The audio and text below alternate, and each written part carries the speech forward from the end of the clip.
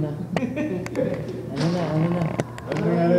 Ano? Nangyari? First shot. Ano yun eh? First shot, nahirapan kayo. Ano nga ba nangyari doon sa third set? Hindi ko na maalala. Close. 27-25 eh. Ay, yung ano. Yung una kasing crucial doon, yung pagkaka-outside ng service ni Jaja. Tapos nakabawi kami doon. Nakalas kami. Hindi ko alam kung ano na nangyari. Ano nga ba nangyari doon? Ang dami nangyari. Anong third set? Nagka-scare kayo agad na? Yung third set, maganda yung lamang namin. Uupos kami sa error. Yung nag-iba yung timpla nung setting eh. Kasi nag-concentrate yung setter kay Jaja, hindi naman dapat gano'n. May mga spiker si Myla, maganda nilalaro eh. Nahihila ni Jaja, tapos kay Jaja pa rin binibigay, dalawa na yung bumablock kay Jaja. Yun lang, yung diskarte lang ng setter, medyo naiba yung timpla niya. Ano ba? Yung Alin? ang mga sabi mo, ang ganda actually ng first two sets yun, ganda ng blocking, Maganda lahat ng first two sets eh. Yung reception, yung setting, yung kombinasyong atake, maganda lahat eh. Nung third set, nung third set lang kasi kami nilamangan. Yun yung yung 5-8 kasi normally first 2, 2-0. Lagi nga first point sa kanila, hindi naman napupunta sa amin eh. Tapos lalampasan namin, maganda na ilamang namin, maiiwan namin. Yun ang third set, nag 5-8 yun eh. Nakahabol naman kami. Yun lang banda din dun sa may bandang dulo eh. Siyempre, hindi naman magpapatalo yung kalaban ng ganun-ganun din. Gusto rin naman niyang manalo. Mas kumapit sila. Yun lang. Coach, looking forward against Lasal. Against Lasal.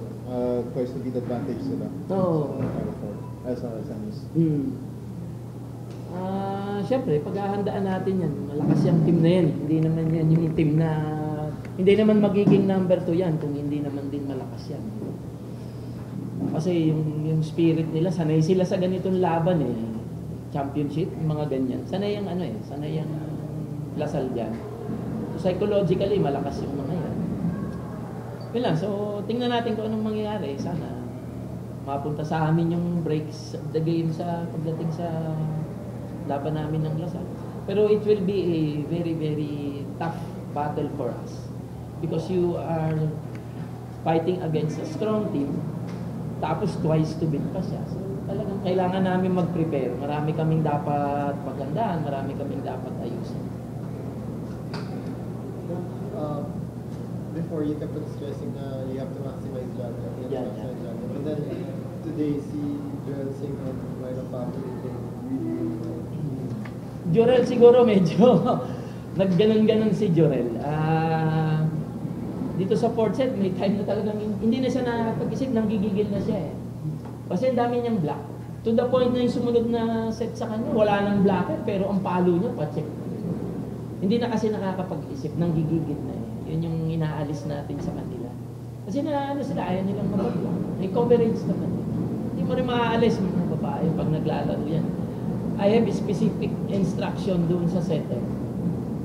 Hindi nasunod eh. Especially to Jaja. Masyado kasing dalawa na yung bumabantay kay Jaja.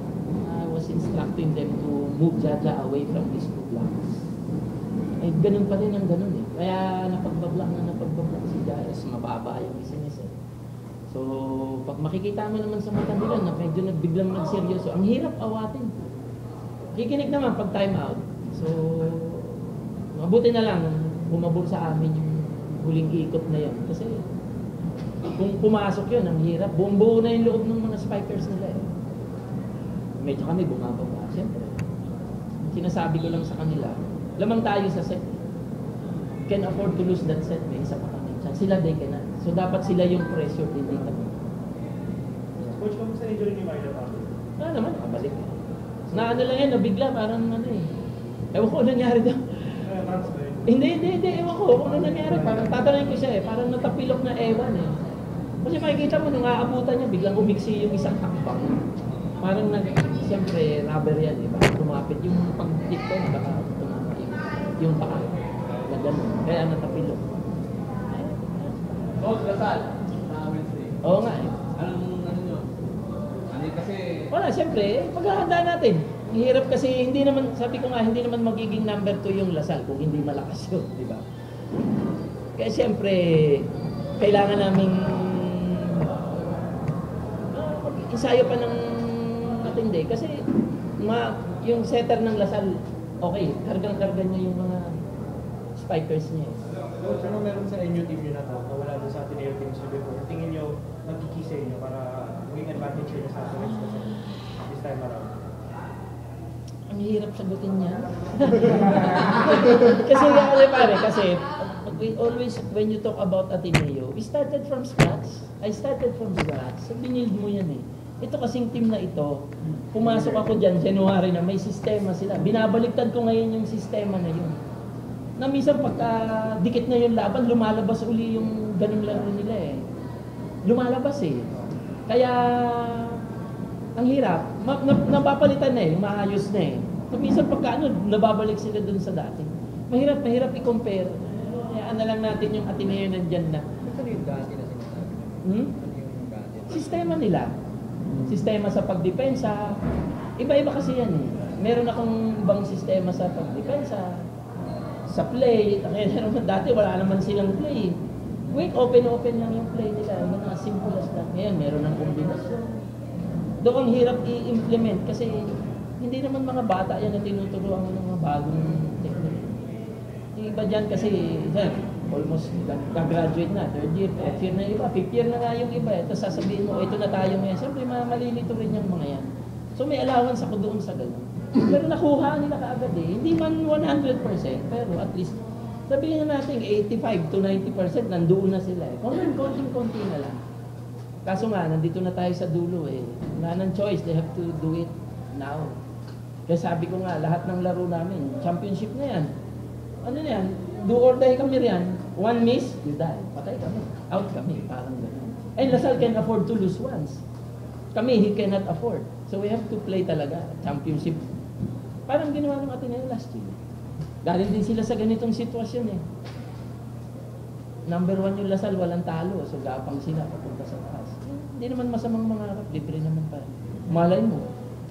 Akalain ba natin last year magawa ng Ateneo? Bakit hindi magagawa itong mga batang ito? They have the skills. They have the capacity, capability. Meron sila niyan eh.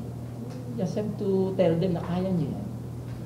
Ganun lang. Pero happy naman ako kasi anong gusto nilang mangyari na purpose ko rito in 2 months na wala pa pala. Ano ba ngayon? March ano? February pa lang. Oh, wala pang 2 months. Wala pa 2 months. Oh, January 5 pa lang. Happy anniversary! January, mag-months rin ako 2 months. Ano pecha yun? 1, 2, 3, 4. Sayang, no? 1 more day. 2 months ko. Yay! Okay na mo. Maraming salamat sa inyo. Thank you, Coach! Thank you. Love you, Coach! Love you.